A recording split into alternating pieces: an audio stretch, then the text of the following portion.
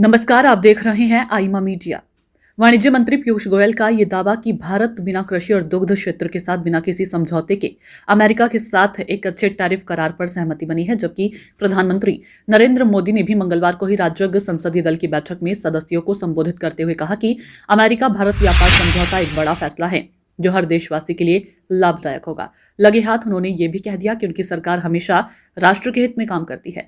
दरअसल मोदी सरकार जिस तरह अमेरिका के साथ सौदेबाजी करने के लिए अपनी शर्तों पर अड़ी है, तो वह निश्चित रूप से इस बात का परिचायक है कि सरकार ने भी धैर्य का परिचय दिया। भारतवंशियों ने भी धैर्य एवं संयम से काम लिया। भारतीय उत्पादकों को अमेरिकी राष्ट्रपति के टैरिफ में अतार्किक बढ़ोतरी के कारण बहुत नुकसान हुआ, किंतु उन्हें इस बात का भरोसा था कि जब भी समझौता होगा तो अच्छा ही होगा।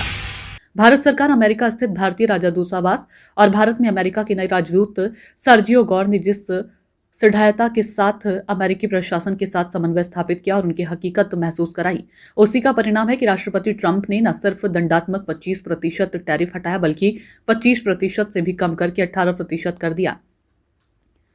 जबकि भारत ने अमेरिका की शर्तों को ठुकराकर रूस से तेल खरीदना भी बंद नहीं किया।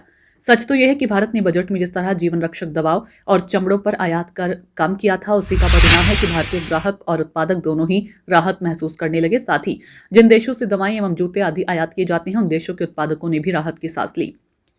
सरकार ने तो बजट में इस बात की तैयारी कर ली थी कि कैसे टैरिफ आतंक की चुनौती से निपटा जा सकता है, लेकिन बड़ी बात तो यह है कि भारत ने न सिर्फ अमेरिका से कूटनीतिक रिश्ता कायम रखा, बल्कि ट्रंप द्वारा ज्यादा टैरिफ लगाए जाने के बाद न सिर्फ रूस से फायदा लिया, बल्कि चीन को भी इस बात के लिए राजी कर लिया कि वह भारत के साथ व्यापार संतुलन सुधारने के लिए भारतीय उत्पादों का आयात बढ़ाए। चीन ने भारत के साथ सहयोगात्मक रवैया अपनाते हुए न सिर्फ अपने टैरिफ को कम किया, बल्कि रेयर अर्थ मिनरल देने का भी वादा किया।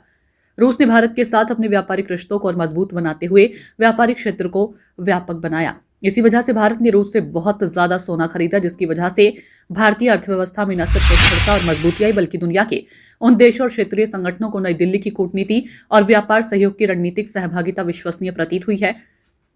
इसी वजह से एफटीए की जो सौदेबाजी प्रक्रिया जो वर्षों से यूरोपीय यूनियन लटकाए पड़ा था, उसे जल्द से जल्द पूरा करने के लिए उतावला हो गया।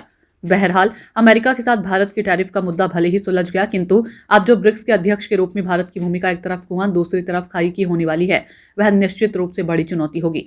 अमेरिका चाहता है कि भारत हर बार की तरह इस बार भी ब्रिक्स मुद्रा में व्यापार की प्रक्रिया शुरू न करके वाशिंगटन डीसी की बादशाहत कायम रखने में मदद करेगा, जबकि भारत के साथ मिलकर चीन और रूस विश्व व्यापार में डॉलर की भूमिका को सीमित करना चाहते हैं। कहने का सार तो यह है कि कूटनीतिक कौशल के साथ साथ भारत ने अमेरिका को अपनी आर्थिक गुटबाजी के प्रभाव का भी एहसास कराया। आईमा मीडिया को यदि आप यूट्यूब पर देख रहे हैं तो कृपया सब्सक्राइब करें। सोशल मीडिया या फेसबुक पर देख रहे हैं तो फॉलो करें और हाँ, कमेंट बॉक्स में हमें अपनी राय अवश्य दें।